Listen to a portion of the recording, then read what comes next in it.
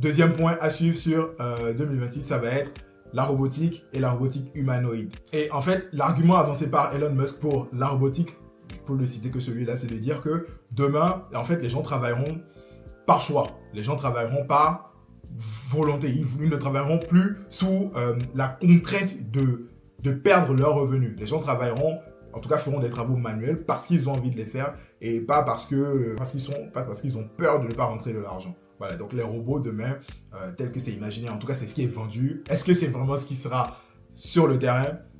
À voir. Et donc voilà, donc l'idée c'est vraiment de déléguer tout ce qui est travaux manuels aux robots demain. Moi j'ai déjà travaillé dans une usine et faut le savoir, travailler dans une usine c'est vraiment des travaux répétitifs quoi. Limite c'est des travaux qui ne te demandent pas de réfléchir. Souvent, très souvent c'est des travaux qui ne te demandent pas de réfléchir. J'ai travaillé dans 2 usines différentes. Et en fait, si ça c'est des trucs, si tu le fais sur le long terme, vu que ça ne fait pas appel à tes compétences cognitives, en fait ça peut très rapidement, alors, t'abrutir. Je ne le dis pas, alors, avec tout le respect pour ceux qui travaillent dans les usines, et j'en ai fait partie. Moi aussi, j'ai déjà fait cette expérience-là. Donc, je sais ce que c'est, je sais comment ça peut rapidement être pénible. Et donc, voilà. Après, ces robots, il ne faut pas que travailler dans les usines. Le but, c'est vraiment de discuter tous les secteurs de travaux manuels. Au final, je peux parler par exemple du BTP.